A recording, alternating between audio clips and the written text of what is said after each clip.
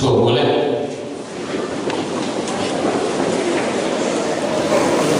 siêu học có đàn đi bơi một tập máy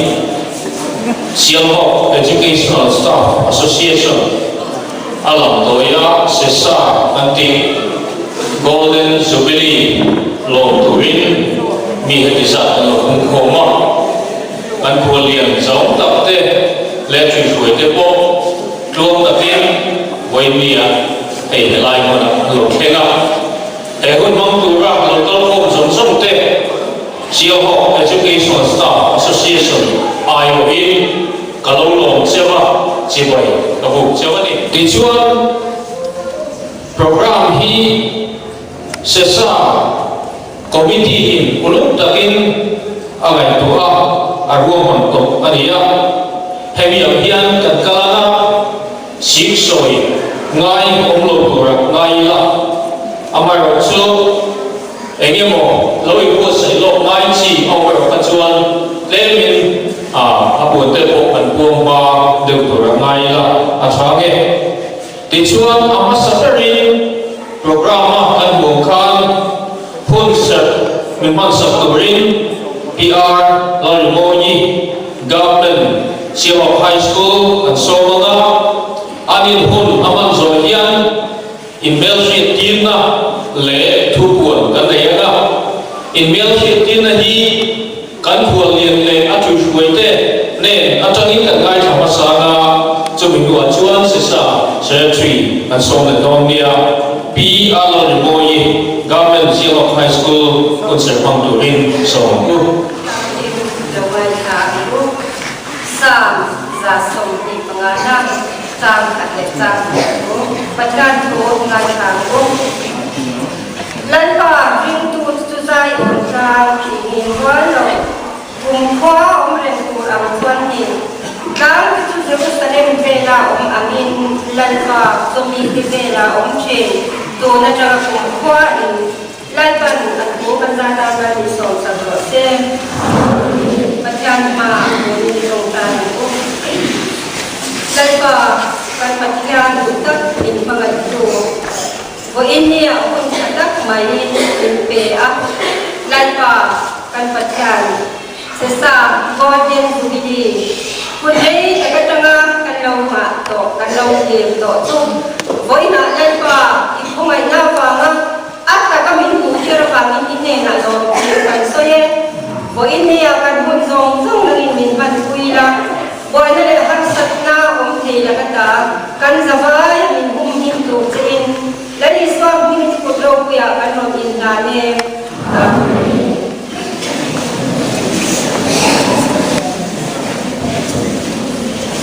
kan hual lien le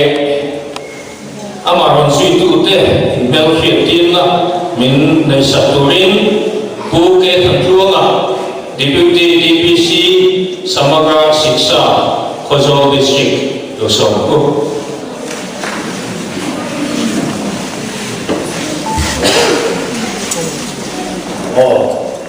Chairman wala kan kualian tiba sisa member song te ba wala sisa ko nen sibili mang tu song te Golden Jubilee mingin sipai kan ko sa chewale introduction to te kan leya lakina kan kualian kan dio ke tingko thola an chiang nunin an du bai lo ding masa sala thome ongai lo ding sala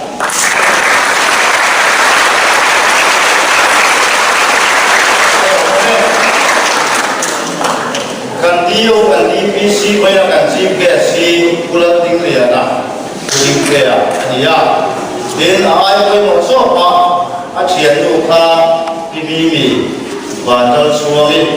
ani kan head assistant Uze Songdola loading sila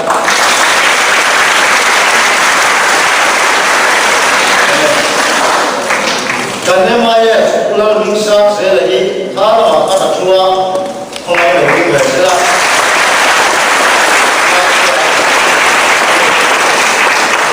den pelayan ni parokin dan pugan onjoy oma cô si Israel Korea này qua làm việc khi mà đi mà tôi mình có sắp tu gần sao để có vấn đề à bốn năm à anh ông nên cần sửa in suy ta thằng khác thì cái thằng tua mà tua thế à việc thì PC cái gì vậy tu na se sa surgery pula sa thằng mình mà cô đi se sa la lo ta cái mel hiện ki tu ông te mel hiện ki tu rin so ko Self Education and Staff Association Golden Jubilee Indom Program Ahun October ni Sali Songi Pali Friday Trang Hun Da Song Le Chan Bei Ahun Self Education Ho Khwalia Pula Dunia Dio Kazon District Shuaibu Pulom Sama Vice President Self Education and Staff Association Kunset Piala Limoi Government High School Nia Zaipo di Presbyterian School Zirate Dengarin Kanwai Lava Sesa Chanchin Soi Position Guna Government Chindung Middle School Zirtipun Dengarin Kanwai Tang Solo Via Limba Koi Class 10 Student Government High School Anianga tu sudah kenal hama kau ini nak kami tujuan sesat cinta kan tu kan hama kau ini cinta ama apa pun tulis sar lalu kau ini aniang dancing Self High School students dan yang tu sudah Village Council Vice President Puzera Panmoy Henry Panmai Tanyama Solo Kerala Sangami Class 12 Higher Secondary School student Ibasha Kena Nisuila Komin Sami Sobi Bali Chuma Self Educational Staff Association of First Year State Kalau mabiang anu nak gunakan kongin login sela tome dicuai kalau ben saya donya Sasok Samoya Presiden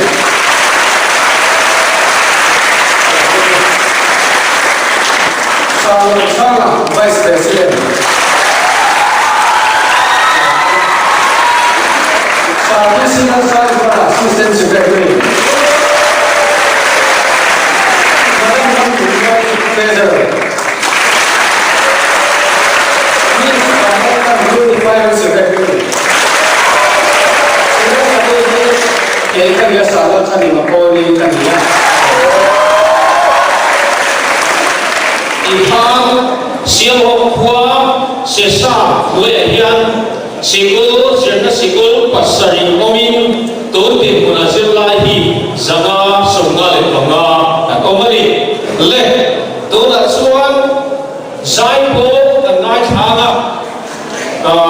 Presbyterian English School.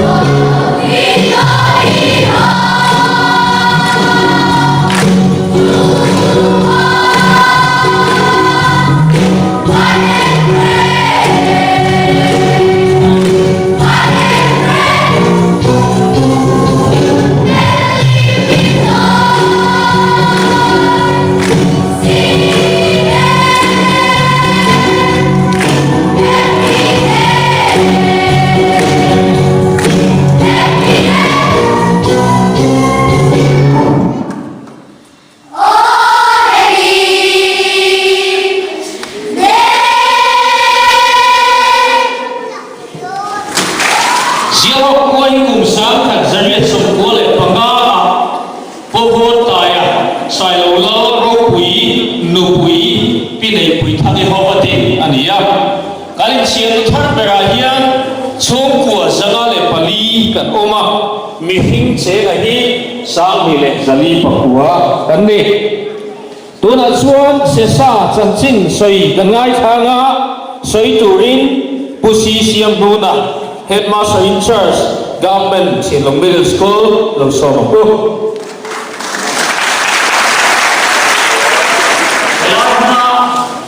se support jubilee ram nam tu dong song te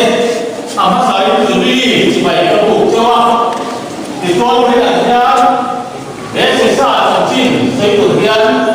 kan ho tu pe min han ruwa ta a thui zo a chi kian zo ma sai tu zo thui da sai tu a oma ama lo chu a ti tu le le ha ta ba in ata video kan soyanga kun rein paklo la kan tung do ni thei se sa an ti hi Sierra Ho Educational Staff Association di ani a Sierra Ho zina sikula thokte intel ho ani mai Sierra Ho ka zina sikula tin tu alo kal ru le lagi December ni so pakhat sa kha da bo song ko or sa kha da bo song ko wa khan ai zo ra tagin Sierra Ho ka zina sikul tin tu le alo sau bang fa ni te chuan ni dia sa kha da bo song dia Lord Primary School LP School alo dina tu Sierra Ho ka zina sikul ha sa ta ni a ti chuan kun lo ka te ta January ni so sa ka ko so li panga middle amro vernacular school guna government middle school e lo ding le ta ni tin chu mai ba ka sa ka ta kwa som ru pathuma khan we sa ko ya hobi Sierra Ho High School din lo ni ya te jo tu sam dia Sierra Ho Educational Staff Department ka staff di in tha ro na ro le ta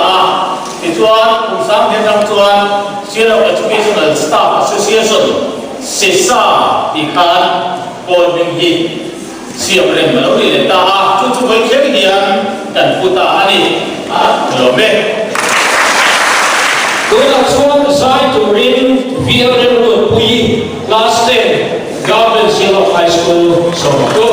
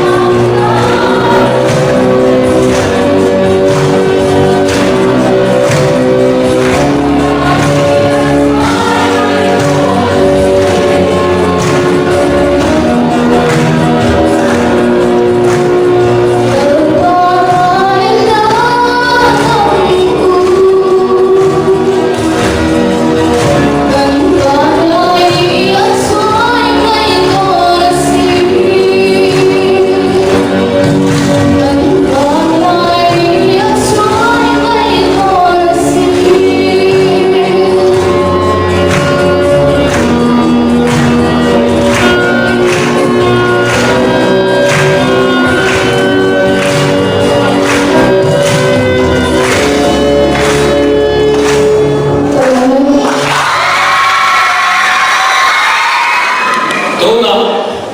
kan phul lian thu soi turin so Board Chairman Sisa Freight Ute in Sisa members Lord of Tree But I want to I saw long lay there put down hair put by what of my mom are Kalde in Qatar going to VC Vice President led NGO, WMA,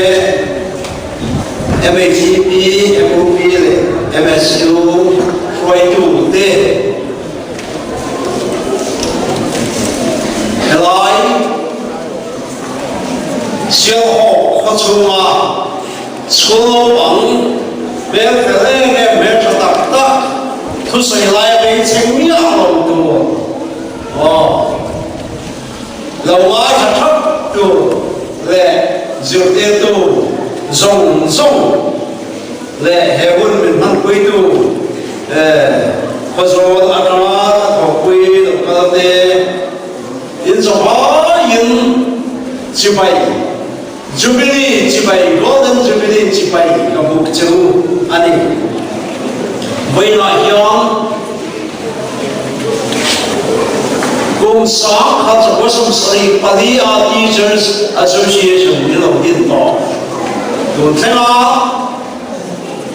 là xong một tu thế cái chơi mồi chơi này alo bùi cái gì à chân chính cái này thằng hàng chơi qua chơi hệ hôn đi mỏng hôn quay mỏng golden jubilee cái nào hoàn toàn nắm ăn đi quay in real world in thế hiện là bên cái ngã cái bên cái này của thế mà với India can pensioners này và lại hôn rong hết siêu họ school of the Tana là của tôi thế can hearing chúa đến mua điểm ta thế lên chú ta có cần trong trái bộ anh đi thì chúa hết điều ăn tặng mấy ông mình tu sáng quan nhà thế mình ăn sống về ta chú cái gì district project office sao đó sinh ra có số thế chú gắn lòng quý cho đi anh đi làm amin jubilee chỉ phải buông mà chỉ sao phải tu thế anh làm cán bộ president bu trong sao mọi người vẫn sẽ là anh đâu làm về đâu có nghe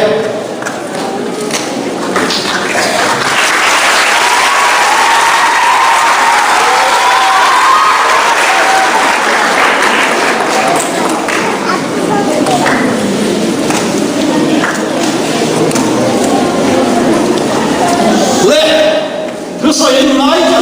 tak te o in so me ro ba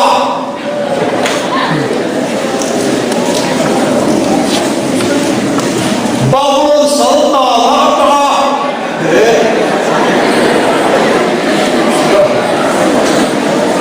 lahu kursu i se fa te an so ti a ka so tung na sumo Jerusalem an temple a temple chedonu an Saretur, alung pumanan pum, alung tunga, sudah jom tunga, kasai kan naik alkan, saya boleh kan, oh, lebih si, ami asal tu, saya boleh yang itu kan, lalu sari, oh, lalu sah, antiame, emaya, ani cuma siapa, angin itu cuma Israel itu cuma, awak pun boleh dia, lalu mereka saya tak maju, anu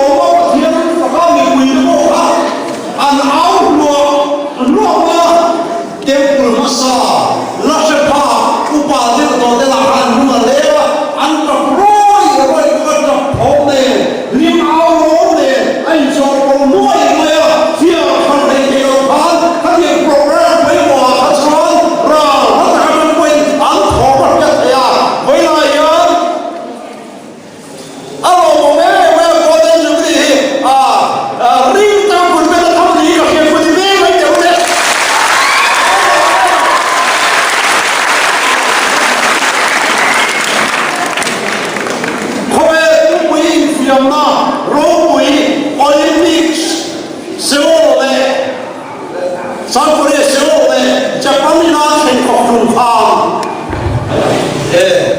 kan team te kan nei ve de rewa chu da kan roi ve chin le a cha cha zu min sang le chin abi chu abi ta pe da ni ala de ya fel ma ma si ro kan zu in le chin na de chuan a cha le min ju ya cha le zu na ru ya a ri to ve ve chuan a ru chu mo se a ko se ti che se la di ko ma se ka ti ka min ju le chin na a thin do ta wa ti che ko ya anen che ka wa a ro a zu in na ma a ro ka lo kan sa de ya di ha ro kan sa ka sa ye lo mai ta ka ti ran ti ve na ka e ta a ir ra ya pai an wa pai kan wa so la do ta ti chuan ka mi ka a me min lo chuan a tong te lo chu ti chu ti a ro la ka ta lo hui ta to a chu ti chu ni a chu ti a ha sa ru tu ka on to pai ma tong ro me me to ha trong trái là cái sinh ra phải cái gì đó thì có hiện tượng phẳng to to in lệ quỷ quan nha cái suy đầu lo vậy cái trong trái sẽ có thu coi to anh em đi chuan cái mấy mắc mấy quan là min rong bo lại rong bo na suy sang đi về à sa hi rong bo na suy về để chắc chắc cái cái đồ quan nha thứ suy của đi cái mà nó đồ quan nha em bua em có ta ta lệ nó bóng là tôi để phá ta thì to số là Hindu sang là là chứ mà em qua yang zero trade rồi zero đó ta in đây cái đồ này đồ nào hay là mình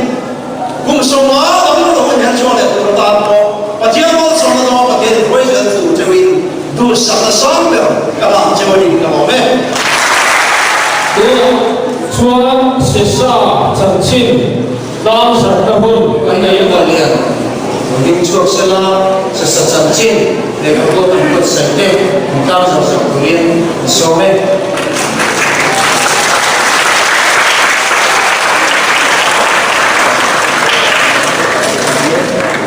Seattle Educational Staff Association sẽ sa chân trên thì trong cái cả mong anh để được riêng với October ini sang ni beri dia long tapi terlalu sore.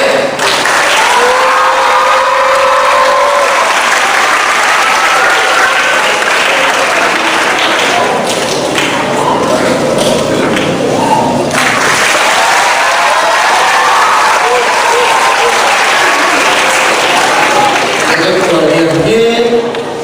nhưng mà có biết những cái làm ra mấy năm nào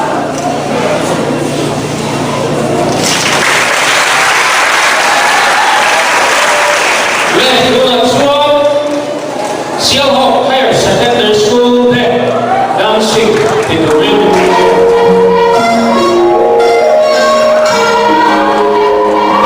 Hãy subscribe cho kênh Ghiền Mì Gõ để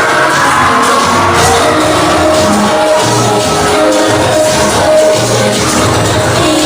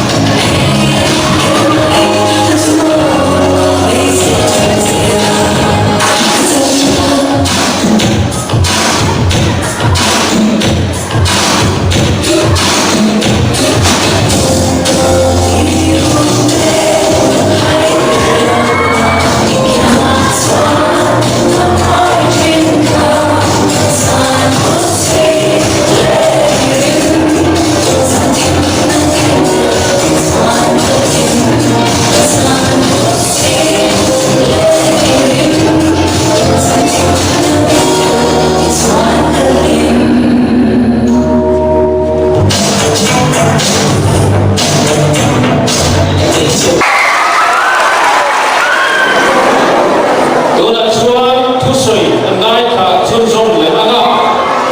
thu soi turin Pun lo bằng tập quỳ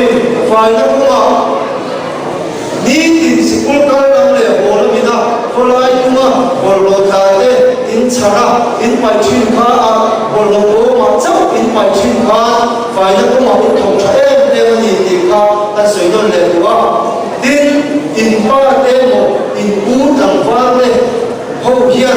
anh cụ vậy nó cố lệ anh mới diệt cũng thế hồ lại là bảo chi kém anh là cũng mà chúng ta chú nó vẫn sống sống thể hiện cả có phải là chủ rin bị hao chỉ năng u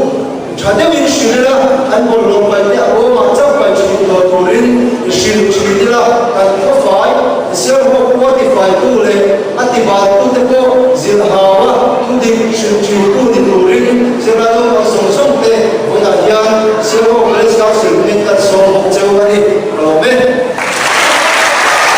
Tuna zai turin ke Santami Siau Hong Higher Secondary School. Hãy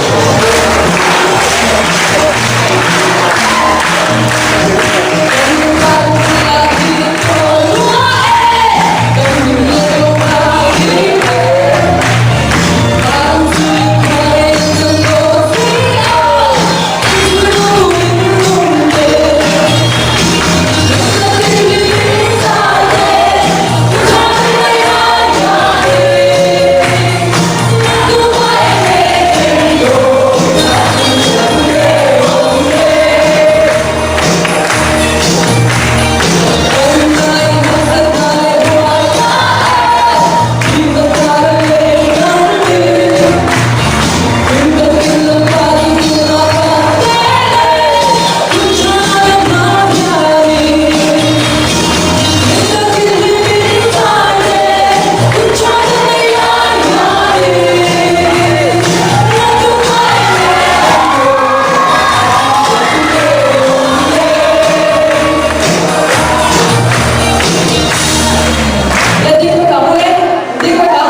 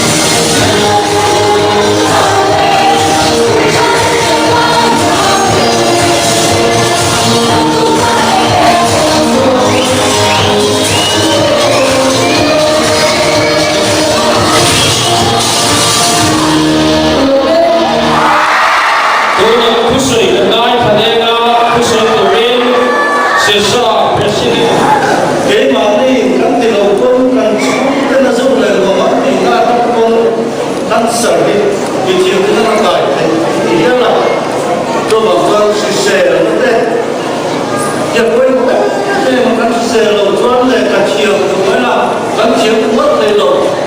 những video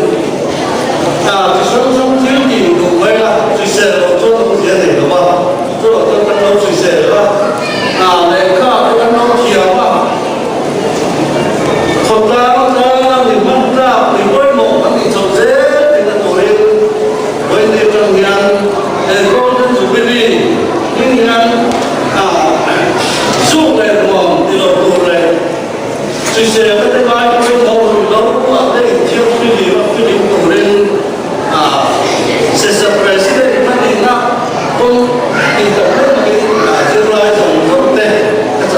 liền Đó là chuan special item này đối với government middle school thế điều số volleyball là tiếng Anh sẽ về mấy đâu cái số cái này là volleyball là cái gì thôi volleyball là ô sự cái chỗ Olympia Kung sira mo na bola din sa mga defense. Hello. Đó là chuan thu soi tối à đủ biết ta còn được không